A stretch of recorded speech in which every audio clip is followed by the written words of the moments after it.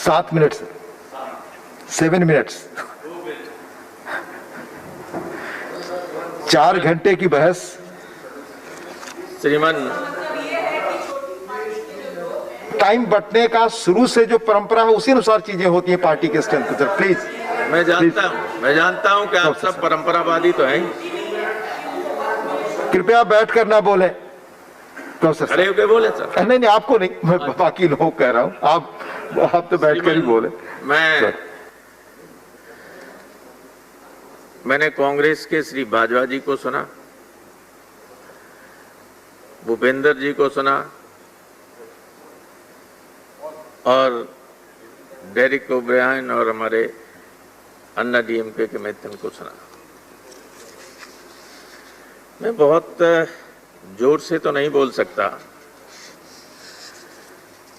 लेकिन कई बार मुझे ये लगता है कि कोई न कोई ऐसा कंपल्सन है जिसकी वजह से सत्ताधारी दल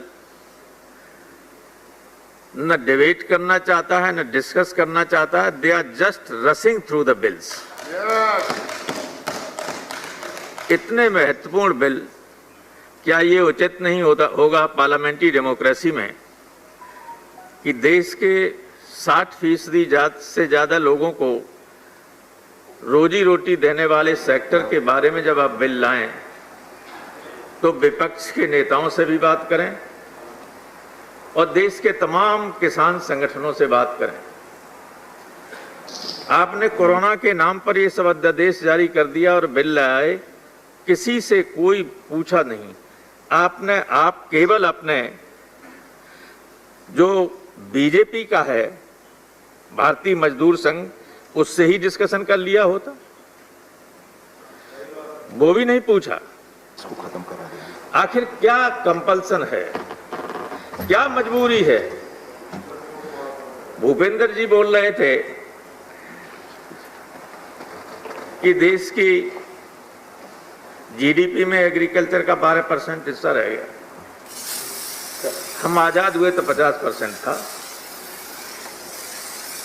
14 में लगभग 17-18% था। तो 14 से तो आपकी सरकार है, फिर ये 5-6% जीडीपी में हिस्सा कम कैसे हो गया? मैं जानता हूं कि जब तोमर साहब बात करेंगे तो ऐसा लगेगा कि जी पृथ्वी पर स्वर्ग उतारना चाहते हैं इन बिलों के माध्यम से, लेकिन ये वास्तविकता नहीं है। आप कहते हैं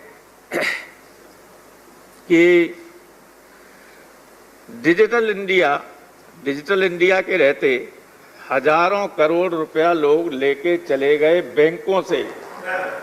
किसान की तो बात छोड़िए, जिस दिन किसान डिजिटल से व्यापार करने लगेगा उसे पैसा नहीं मिलेगा, कहां ढूंढता फिरेगा वो अंबानी अडानी को। आपको मालूम है 84% से ज्यादा किसान मार्जिनल है, 3 एकड़ से कम उसके पास जमीन है, वो कहां अपना बेचने जाएगा?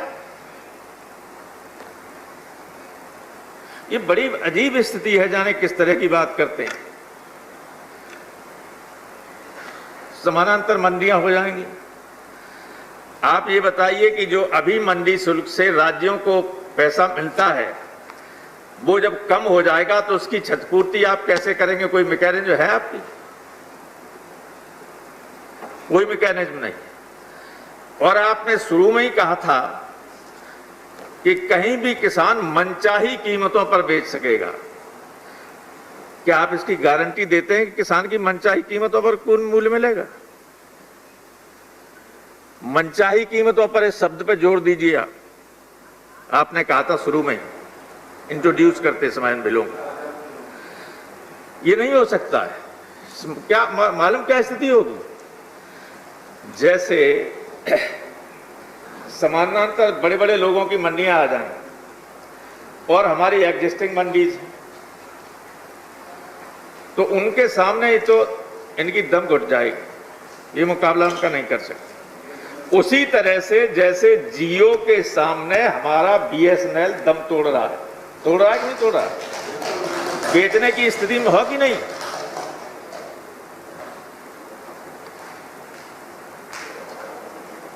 और आप तो किसान के परिवार से आते हैं, अगर अदरवाइज न लें, बुरा मत मानना, मेरी मनसा खराब नहीं, लेकिन मेरे मन में ऐसा लगता है, ये लगता ही नहीं कि बिल आपने बनाया है।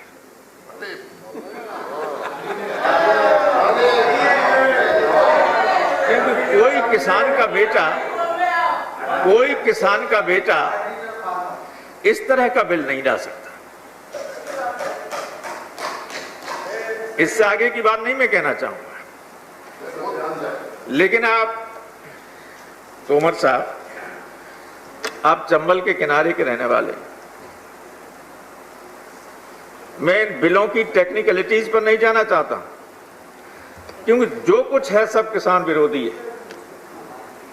जो कुछ है, मैं सारे लोगों से ये कहना चाहता हूं कि हमारे चंबल की घाटी में इधर इटावा है, उधर भिंड और ग्वालियर है, जिधर से हमारे मंत्री जी आते हैं।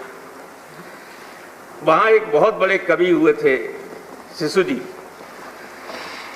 तो वो जाते थे चंबल के किनारे, तो एक तरफ पनघट था, क्योंकि चंबल का पानी बहुत शुद्ध था, इतना शुद्ध पानी कहीं हिंदुस्तान में नहीं था।